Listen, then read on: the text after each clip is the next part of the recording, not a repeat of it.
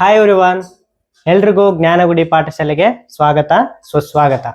ನೋಡ್ರಿ, previous class ಅಲ್ಲಿ ನಾವೇನ್ ಮಾಡ್ತಿದ್ವಿ, ಕನ್ನಡಕ್ಕೆ ಸಂಬಂಧಪಟ್ಟಿರ್ತಕ್ಕಂಥ ಗಣಿತ ಮತ್ತು ವಿಜ್ಞಾನ ವಿಷಯಗಳನ್ನ ನೋಡಿದ್ವಿ.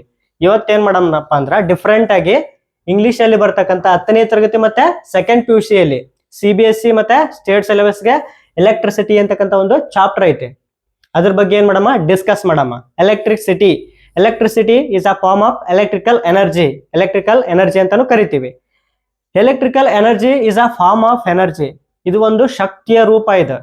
ನಮ್ಗೆ ಗೊತ್ತೈತೆ, ಈ ನಿಸರ್ಗದೊಳಗ, ಈ ನೇಚರ್ ಒಳಗ ಏನದವು, ವಿವಿಧ ಶಕ್ತಿಯ ರೂಪಗಳು ಕಂಡು ಬರ್ತಾವು.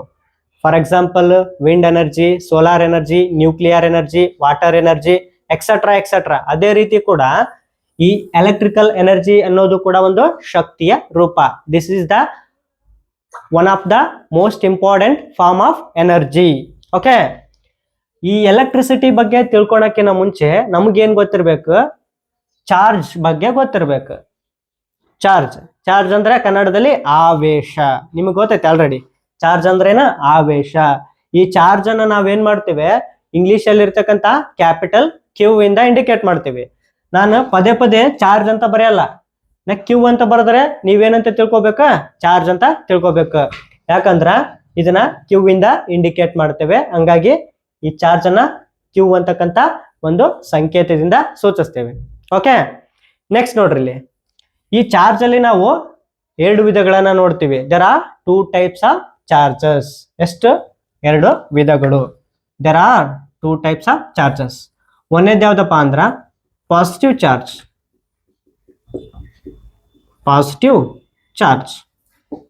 ಒಂದೇದು ಯಾವ್ದ? ಪಾಸಿಟಿವ್ ಚಾರ್ಜ್ ಪ್ಲಸ್ ಧನ ವಿದ್ಯುದಾವೇಶ ಅಂತ ಕರಿತೀವಿ. ಕನ್ನಡದಲ್ಲಿ ಚಾರ್ಜಸ್ಗೆ ಆವೇಶಗಳು ಅಂತ ಕರಿತೀವಿ. ನೆನಪಿರ್ಲಿ, ಒಂದೇದು ಯಾವ್ದು? Positive charge. Second one negative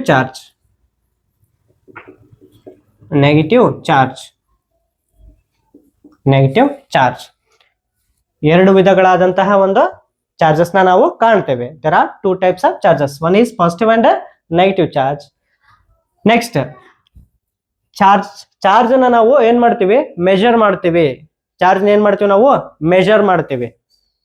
ಪ್ರತಿಯೊಂದು ಫಿಸಿಕಲ್ ಕ್ವಾಂಟಿಟಿ ಅನ್ನೋದನ್ನ ನಾವೇನ್ ಮಾಡ್ತೀವಿ, ಒಂದು ಸ್ಟ್ಯಾಂಡರ್ಡ್ ಇಂಟರ್ನ್ಯಾಷನಲ್ ಯೂನಿಟ್ ಇಂದ ಮೆಜರ್ ಮಾಡ್ತೀವಿ. ಅದೇ ರೀತಿಯಾಗಿ ಈ ಚಾರ್ಜ್ ಅಂತಕ್ಕಂಥದನ್ನ ಕುಲಂಬ್ ಅಂತಕ್ಕಂಥ ಒಂದು SI ಯೂನಿಟ್ ಇಂದ ಏನ್ ಮಾಡ್ತೀವಿ, ಮೆಜರ್ ಮಾಡ್ತೀವಿ. ಯಾವುದು? SI unit of charge is coulomb. SI unit of charge is coulomb. ನೆನಪಿರ್ಲಿ, ಈ ಕೂಲಂಬ್ನ ನಾನು ಕ್ಯಾಪಿಟಲ್ C ಅಂತಕ್ಕಂಥ ಒಂದು ಸಂಕೇತದಿಂದ, ಸಿಂಬಾಲ್ ಇಂದ ಇಂಡಿಕೇಟ್ ಮಾಡ್ತೀನಿ. ನಾನು ಕೂಲಂಬ್ ಅಂತ ಬರೆಯಲ್ಲ ಪ್ರತಿಯೊಂದು ಕಡೆನು. Q is equals to 17C, 18C, etcetera ಬರಿತೀನಿ. ಕ್ಯಾಪಿಟಲ್ C ಬರ್ದಿವಂದ್ರ ಆ SI ಯೂನಿಟ್ ಕೂಲಂಬ್ ಅಂತೇಳಿ ನೀವು ಅರ್ಥ ಮಾಡ್ಕೋಬೇಕಾಗುತ್ತಾ. ಇವು ಇಂಪಾರ್ಟೆಂಟ್ ಟರ್ಮ್ಸ್. ನೆನಪಿರ್ಲಿ, charge, positive charge, negative charge, ಮತ್ತ ಈ Q ನೆನಪಿರ್ಬೇಕು. ನೆಕ್ಸ್ಟ್ ಈ ಕೂಲಂಬ್, ಮತ್ತ ಆ ಕೂಲಂಬ್ನ ಕ್ಯಾಪಿಟಲ್ C ಇಂದ ಇಂಡಿಕೇಟ್ ಮಾಡ್ತೀನಲ್ಲ, ಅದು ಕೂಡ ನಿಮ್ಗ ನೆನಪಿರ್ಬೇಕಾಗುತ್ತಾ. ಓಕೆ, ನೆಕ್ಸ್ಟ್ ಚಾರ್ಜಸ್ ಹೇಳಿದ್ನಲ್ಲ, positive charge and negative charge.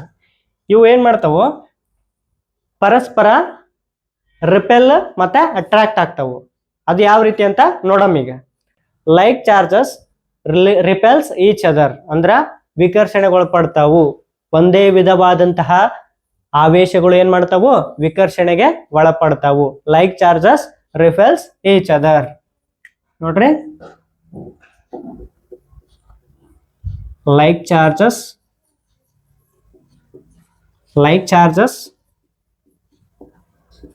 repel each other.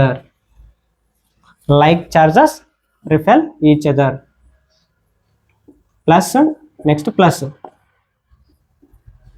repel each other ಅಂದ್ರ ಒಂದನ್ನೊಂದು ನಾವು ಹತ್ರ ತಂದಾಗ ಏನಕ್ಕವು ದೂರ ತಳ್ಳಲ್ಪಡ್ತಾವು ತಾವ. ನಿಮ್ಗ ಒಂದು ಬೆಸ್ಟ್ ಎಕ್ಸಾಂಪಲ್ ಏನಪ್ಪಾ ಅಂದ್ರ, ನಾವು ಸಣ್ಣವ್ರು ಇರ್ಬೇಕಾದ್ರ ನೀವು ನೋಡಿರ್ತೀರಿ, ಹುಕ್ ಬರ್ತೈತಲ್ಲ, ಹುಕ್ ಮ್ಯಾಗ್ನೆಟ್. ಆ ಮ್ಯಾಗ್ನೆಟ್ನ 2 ತುಂಡು ಮಾಡಿದ್ವಿ ಅಂದ್ರ ಸಡನ್ ಆಗಿ ಅಪೋಸಿಟ್ ಪೋಲ್ಸ್ ಇದ್ದಾಗ ಏನಾಗ್ತದ ಸಡನ್ ಆಗಿ ಅಂಟ್ಕೊಂಡ್ಬಿಡ್ತಿತ್ತು.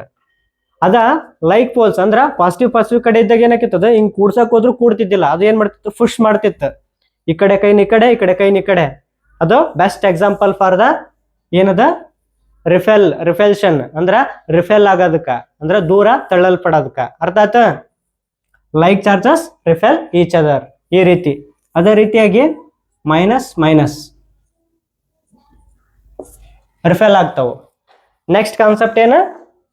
Unlike charges attracts each other. Unlike charges ಅಂದ್ರ opposite charges. Unlike charges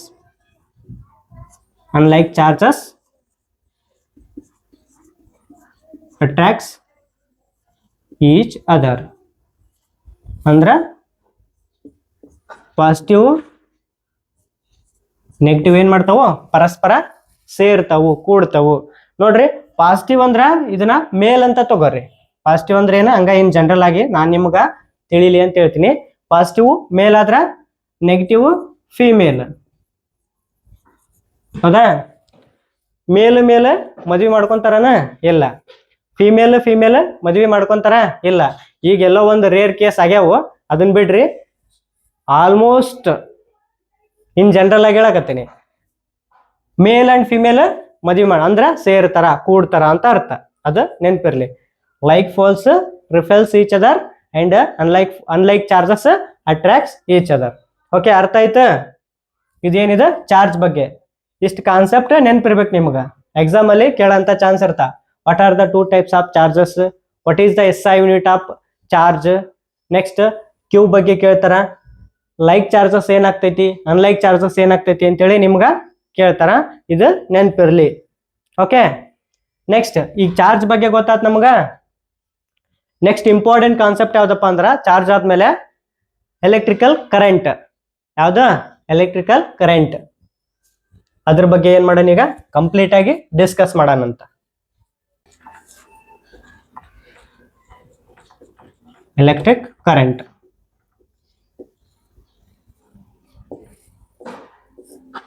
electric current. ಈ ಎಲೆಕ್ಟ್ರಿಕ್ ಕರೆಂಟ್ ನಾವೇನ್ ಮಾಡ್ತೀವಿ, ಐ ಅಂತಕ್ಕಂತ ಕ್ಯಾಪಿಟಲ್ ಐ ನಿಂದ ಇಂಡಿಕೇಟ್ ಮಾಡ್ತೀವಿ. ಯಾವ್ದು? Capital I. ನೆನ್ಪಿರ್ಬೇಕು ನಿಮ್ಗ. ನಾನು ಪ್ರತಿಯೊಂದ್ ಕಡೆ ಎಲೆಕ್ಟ್ರಿಕಲ್ ಕರೆಂಟ್ ಅಂತ ಬರ್ಕೊಂಡ್ ಕೊಡಲ್ಲ, ಐ ಅಂತ ಬರಿತೀನಿ. ಫಾರ್ಮುಲಾದಾಗ ಆಗಿರ್ಬೋದು, ಮತ್ತೆ ನೆಕ್ಸ್ಟ್ ಎಲ್ಲಾದ್ರೂ ಆಗಿರ್ಬೋದು. ಐ ಅಂದ್ರೆ ನೀವೇನಂತ ತಿಳ್ಕೊಬೇಕ, ಎಲೆಕ್ಟ್ರಿಕ್ ಕರೆಂಟ್. ಅದೇ ರೀತಿ ಕ್ಯೂ ಅಂದ್ರೆ ಏನ, ಚಾರ್ಜ್. ಕ್ಯಾಪಿಟಲ್ ಸಿ ಅಂದ್ರೆ ಏನ, SI unit of charge, coulomb. ನೆನ್ಪಿರ್ಲಿ. Okay, electrical current. ಕರೆಂಟ್ ಅಂದ್ರೆ ಏನ, ನಾವು ಜನರಲ್ ಆಗಿ ಹೇಳ್ತಿರ್ತೀವಿ ಕರೆಂಟ್ ಹೋಯ್ತು, ಕರೆಂಟ್ ಬಂತು ಅಂತೇಳಿ. ನೋಡ್ರಿ, ಕರೆಂಟ್ ಅಂದ್ರೆ ಏನಪ್ಪಾ ಅಂದ್ರ electric current is the flow of positive charge. Current ಅಂದ್ರೆ ಏನ, flow of positive charge. Flow of charge ಅಂತ ಕರಿತೀವಿ. ಪರ್ಟಿಕ್ಯುಲರ್ಲಿ ಫ್ಲೋ ಆಫ್ ಪಾಸಿಟಿವ್ ಚಾರ್ಜ್ಗೆ ನಾವೇನಂತ ಕರಿತೀವಿ, ಕರೆಂಟ್ ಅಂತ ಕರಿತೀವಿ.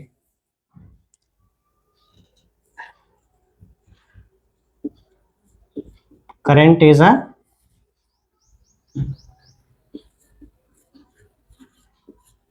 flow of positive charge.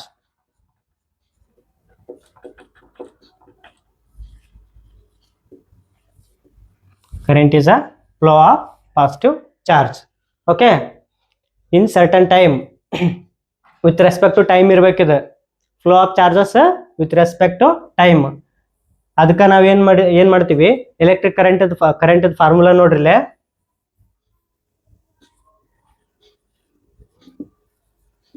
Current is equals to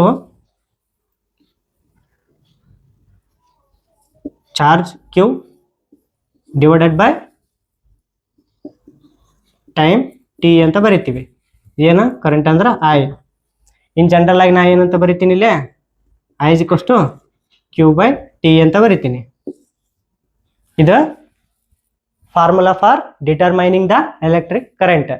ಅವ್ರು ಏನ್ ಮಾಡ್ತಾರ, ಎರಡು ಕ್ವಾಂಟಿಟಿ ಕೊಡ್ತಾರ, ಎರಡು ವೇರಿಯೇಬಲ್ ಕೊಡ್ತಾರ. ಅದ್ರಾಗ ಇನ್ನೊಂದು ವೇರಿಯೇಬಲ್ ನಾವೇನ್ ಮಾಡ್ಬೇಕು, ಕಂಡುಹಿಡಿಬೇಕಾಗುತ್ತೆ.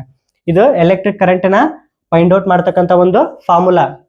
ಈ ಫಾರ್ಮುಲಾ ನಾನು ಇನ್ನೊಂದ್ ತರ ಬರ್ಕೋಬಹುದು, Q is equals to I into T ಅಂತಾನು ಬರ್ಕೋಬೋದಾ. ಇದು ಏನಾಗುತ್ತಾ, ಚಾರ್ಜ್ ಅನ್ನ ಕಂಡುಹಿಡಿಯೋದಂತ ಒಂದು ಫಾರ್ಮುಲಾ ಆಗುತ್ತೆ, ನೆನಪಿರ್ಲಿ. Current is equals to charge divided by time.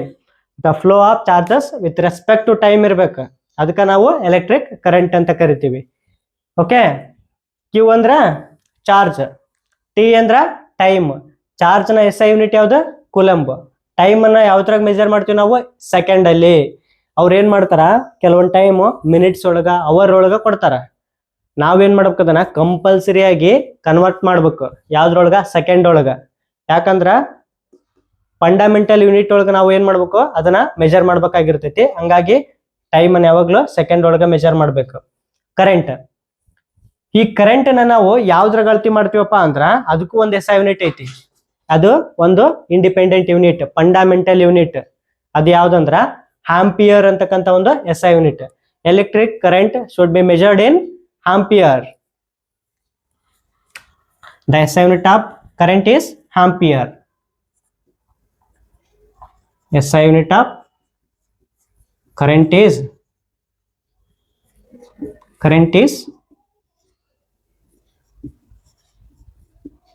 Ampere. Ampere ನಾ ಏನ್ ಮಾಡ್ತೀನಿ, ಕ್ಯಾಪಿಟಲ್ A ಇಂದ ಸೂಚಿಸ್ತೀನಿ. ಆಂಪಿಯರ್ ಅಂತ ಬರೆಯಲ್ಲ, ಇಲ್ಲಿ ಜಸ್ಟ್ A ಅಂತ ಬರಿತೀನಿ. ಇವು ಮೋಸ್ಟ್ ಇಂಪಾರ್ಟೆಂಟ್ SI ಯೂನಿಟ್ಸ್ ಮತ್ತು ಅದರ ಸಿಂಬಲ್ ನೆನಪಿರ್ಬೇಕು ನಿಮಗ. ಕ್ಯೂದೇನು? ಕೂಲಂಬ್. ಕೂಲಂಬ ಚಾರ್ಜ್. ಕ್ಯೂ ಅಂದ್ರ ಚಾರ್ಜ್, ಸಿ ಅಂದ್ರ capital C coulomb, capital A ಅಂದ್ರ ampere. Q is equals to I into T. This is the formula for determining the charges. Okay, ಇದು ನಿಮ್ಗೆ ಗೊತ್ತೈತೆ. Electric current ಅಂದ್ರೆ ಏನು? The flow of charges. Current is equals to charge by time. Next I is equals to Q by T. ಅರ್ಥ ಆಯ್ತಾ? Okay, next ನೋಡ್ರಿ, ಈ current ಬಗ್ಗೆ ತಿಳ್ಕೊಂಡ್ವಿ. ಡೈರೆಕ್ಷನ್ ಆಫ್ ಕರೆಂಟ್ ಬಗ್ಗೆ ನಾವು ಡಿಸ್ಕಸ್ ಮಾಡೋಣ. Direction of current. Direction of current.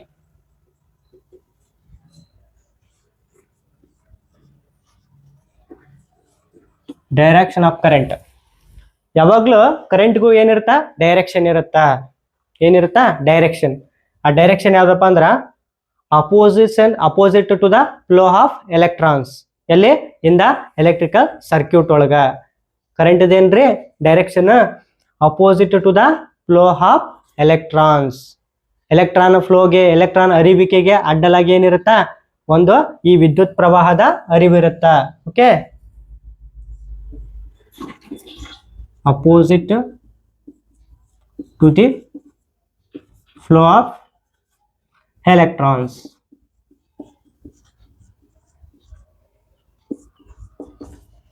Opposite to the flow of electrons. This is the direction of the current. Okay, ನಾವೇನ್ ಮಾಡಿದ್ವಿ ಇಲ್ಲಿವರೆಗೂ? ಎಲೆಕ್ಟ್ರಿಕ್ ಕರೆಂಟ್ ಅಂದ್ರೆ ಏನು, ಮತ್ತೆ ಪ್ರೀವಿಯಸ್ ಚಾರ್ಜ್ ಅಂದ್ರೆ ಏನು? there are two types of charges. Positive and negative. Like force repels, like charges repels, and unlike charges attracts each other. ಮತ್ತೆ formula ನೋಡಿದ್ವಿ ಯಾವ್ದ್ರದ್ದು? ಕರೆಂಟ್. ನೆಕ್ಸ್ಟ್ ಚಾರ್ಜ್ ಫಾರ್ಮುಲಾ ನೋಡಿದ್ವಿ. SI ಯೂನಿಟ್ ಆಫ್ ಚಾರ್ಜ್ ನೋಡಿದ್ವಿ, SI unit of current ನೋಡಿದ್ವಿ. Next direction of current ನೋಡಿದ್ವಿ. ಇಲ್ಲಿವರೆಗೂ ನಿಮ್ಗೆ complete ಆಗಿ ಅರ್ಥ ಆಯ್ತು ಅಂತ ನಾನು ಭಾವಿಸ್ತೀನಿ. ಈಗ ಒಂದು CBSE ಅಲ್ಲಿ ಕೇಳಿರ್ತಕ್ಕಂಥ ಒಂದು ಇಂಪಾರ್ಟೆಂಟ್ ಕ್ವಶನ್ ಐತಿ. ಆ ಕ್ವಶನ್ ಏನು ಅಂತ ನಾನು ಇಲ್ಲಿ ಬರಿತೀನಿ. ನೆಕ್ಸ್ಟ್ ಆ ಕ್ವಶನ್ಗೆ ಆನ್ಸರ್ ಡಿಸ್ಕಸ್ ಮಾಡೋಣ. ನೋಡ್ರಿ, this is the question for CBSE 2024ರಲ್ಲಿ ಕೇಳಿರ್ತಕ್ಕಂಥ ಒಂದು ಕ್ವಶನ್. ಅದೇನು ಹೇಳುತ್ತೆ ನೋಡ್ರಿ. An electric source can supply a charge of 500 coulomb if the current drawn by device is 25 milliamps. Find the time in which the electric source will be discharged completely. Okay, ಇದ್ರದ್ದು ಏನು ಮಾಡ್ಬೇಕು ನಾವು? Solution find out ಮಾಡ್ಬೇಕು. ನೋಡ್ರಿ, solution ಏನಪ್ಪಾ ಅಂದ್ರ, solution find out ಮಾಡೋಕ್ಕಿಂತ ಮುಂಚೆ 25 milli ampere MA small MA ಅಂತ ಬರ್ದಾರ. ನಾವು ಎಲೆಕ್ಟ್ರಿಕ್ ಕರೆಂಟ್ನ ಆಂಪಿಯರ್ ಅಲ್ಲಿ ಮೆಜರ್ ಮಾಡ್ತೀವಿ ಅಂತ ಹೇಳಿದ್ದೆ ನಾನು. ಇನ್ನೊಂದು ಕಾನ್ಸೆಪ್ಟ್ ನೋಡ್ರಿ, electric current also measured in milliampere, microampere ಒಳಗೂ ಅಳತೆ ಮಾಡ್ತೀವಿ. These are the popular SI units of electric current. ಯಾವುದು? Milliampere MA. ನೆಕ್ಸ್ಟ್ ಇನ್ನೊಂದು ಯಾವುದು? Microampere. These are the popular SI units of other popular SI units of electric current ನೆನ್ಪಿರ್ಬೇಕಾಗತ್ತ. ನೋಡ್ರಿ 1 milli ampere ಅಂದ್ರ 1 × 10⁻³ ampere ಅಂತ ಅರ್ಥ. Milli ಅಂದ್ರೆ ಎಷ್ಟು? 1/1000. ಓಕೆ, ನೆಕ್ಸ್ಟ್ 1 ಮೈಕ್ರೋ ಆಂಪಿಯರ್ ಅಂದ್ರ 1 × 10⁻⁻6 ಆಂಪಿಯರ್. ಇದು ನೆನಪಿರ್ಬೇಕು. ಇಲ್ಲಿ ಕೊಟ್ಟಾರಿಲ್ಲ ಆಲ್ರೆಡಿ ಕ್ವಶನ್ ಒಳಗೆ 25 ಮಿಲಿ ಆಂಪಿಯರ್ ಅಂತ. ಅದ್ರ ಸಂಬಂಧ ಇವೆರಡು ಕಂಡೀಷನ್ ನೆನ್ಪಿಡ್ಬೇಕು. ಇದಾ ಕ್ವಶನ್ ಅಂತಲ್ಲ, ಮೋಸ್ಟ್ ಆಫ್ ದ ಕ್ವಶನ್ಸ್ ಇದ್ರೊಳಗನ ಬರ್ತಾವ ನಿಮಗೆ, ಮಿಲಿ ಆಂಪ್ಸ್ ಒಳಗ ಮತ್ತು ಮೈಕ್ರೋ ಆಂಪ್ಸ್ ಒಳಗ. ಓಕೆ, ಸೊಲ್ಯೂಷನ್ ನೋಡ್ರಿ. ಫಸ್ಟ್ ಏನು ಕೊಟ್ರ ಅದನ್ನ ಬರ್ಕೋಬೇಕು. ಎಲೆಕ್ಟ್ರಿಕ್ ಚಾರ್ಜ್ ಕೊಟ್ಟಾರ. ಚಾರ್ಜ್ ಅಂದ್ರೆ ಏನು? ಕ್ಯೂ. ಚಾರ್ಜ್ ಕ್ಯೂ ಕೊಟ್ಟಾರ. ಎಷ್ಟೈತಿ ಕ್ಯೂ? 500 ಕೂಲಂಬ್ ಐತಿ. ನೆಕ್ಸ್ಟ್ ಏನು ಕೊಟ್ಟಾರ? ಕರೆಂಟ್ ಕೊಟ್ಟಾರ. ಕರೆಂಟ್ ಏನು ಕೊಟ್ಟಾರ? ಕರೆಂಟ್ ಕೊಟ್ಟಾರ. ಕರೆಂಟ್ ಅಂದ್ರೆ ಐ ಕೋಸ್ಟ್ ಎಷ್ಟೈತಿ? 25 ಮಿಲಿ ಆಂಪಿಯರ್ ಐತಿ. ಆ 25 ಮಿಲಿ ಆಂಪಿಯರ್ ಅಂದ್ರೆ ಎಷ್ಟೇ? 25 × 10⁻³ ಆಂಪಿಯರ್ ಅಂತ ಅರ್ಥ. ನೆಕ್ಸ್ಟ್ ಏನು ಕಂಡಿಡಿ ಅಂತ ಹೇಳ್ಯಾರ ಅವರು? ಟೈಮ್ ಕಂಡಿಡಿ ಅಂತ ಹೇಳ್ಯಾರ. ಏನು ಕಂಡಿಡಿ ಅಂತ ಹೇಳ್ಯಾರ? Time T. ಇದನ್ನ ಕಂಡಿಡಿ ಅಂತ ಹೇಳ್ಯಾರ. ನಮ್ಗೆ ಆಲ್ರೆಡಿ ಫಾರ್ಮುಲಾ ಗೊತ್ತೈತಿ. ಏನು ಗೊತ್ತೈತಿ? I = Q/T ಗೊತ್ತೈತೆ. I = Q/T. ಇದು ಫಾರ್ಮುಲಾ ಐತಿ. ಇದು ಎಲೆಕ್ಟ್ರಿಕ್ ಕರೆಂಟ್ ಇದೆ. ನಮ್ಗೆ ಏನು ಕಂಡಿಡಿ ಅಂತ ಹೇಳ್ಯಾರ ಅವರು? ಕ್ಯೂ ಕೊಟ್ಟಾರ, ಐ ಕೊಟ್ಟಾರ, ಟಿ ಕಂಡಿಡಿಬೇಕು. ಹಂಗಾಗಿ ನಾ ಏನು ಮಾಡ್ತೀನಿ? ಟಿ ಈ ಕಡೆ ತೊಗೊಂಬರ್ತೀನಿ. ಈ ಕಡೆ ತೊಗೊಂಬಂದ್ರ ಟೈಮ್ ಟಿ = Q/, ಏನಾಗುತ್ತಾ? ಐ ಆಗುತ್ತಾ. Q/I ಆಗುತ್ತಾ. ಕ್ಯೂ ಅಂದ್ರೆ ಎಷ್ಟೈತಿ? 500 coulomb. 500 coulomb. Next divided by I ಅಂದ್ರೆ ಎಷ್ಟೈತಿ? 25 × 10⁻³ ampere. Okay, 25 1s are 25 2s are. ಈ 0 ಐತಿ, ಈ 0 ಆಸ್ ಇಟ್ ಈಸ್ ಹಂಗ ಹಚ್ರಿ. ನಾ ಏನು ಮಾಡ್ತೀನಿ? ಈ ರೀತಿ ಇರ್ತಿದೆ. ಟಿ = 20 × 1/10⁻³ ಐತಲ್ಲ, ಆ -10⁻³ ನಾನು ನ್ಯೂಮರೇಟರ್ಗೆ ಹೋಯ್ತೀನಿ. ಡಿನಾಮಿನೇಟರ್ ಒಳಗೈತಾ ಅದನ್ನ ನ್ಯೂಮರೇಟರ್ಗೆ ಹೋಯ್ತೀನಿ. ಎಷ್ಟಾಗುತ್ತೆ ನೋಡ್ರಿ? ಅದು 20 × 10⁻³ ಸೆಕೆಂಡ್ಸ್. ಯಾಕ? ಟೈಮ್ ಆಲ್ವೇಸ್ ಮೆಜರ್ಡ್ ಇನ್ seconds. Okay, T = 20 ×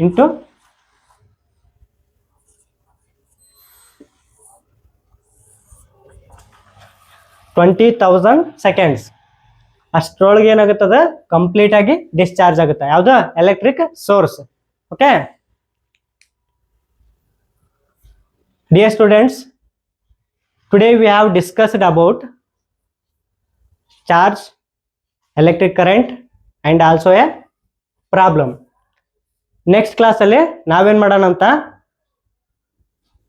Ohm's law ಅಂದ್ರೇನು, ರೆಸಿಸ್ಟೆನ್ಸ್, ಪೊಟೆನ್ಷಿಯಲ್ ಡಿಫ್ರೆನ್ಸ್ ಬಗ್ಗೆ ಕಂಪ್ಲೀಟ್ ಆಗಿ ಡಿಸ್ಕಸ್ ಮಾಡೋದ್ರ ಜೊತೆಗೆ ಅದ್ರ ಮೇಲೆ ಯಾವ್ಯಾವ ಪ್ರಾಬ್ಲಮ್ಸ್ನ CBSE ಕೇಳ್ಯಾರ ಅನ್ನೋದನ್ನ ನೋಡೋಣಂತ. ಓಕೆ, ನಮ್ಮ ಕ್ಲಾಸ್ ನಿಮ್ಗೇನಾರ ಇಷ್ಟ ಆಗಿತ್ತಪ್ಪ ಅಂದ್ರೆ ನಮ್ಮ ಯೂಟ್ಯೂಬ್ ಚಾನಲನ್ನು ಸಬ್ಸ್ಕ್ರೈಬ್ ಮಾಡಿರಿ.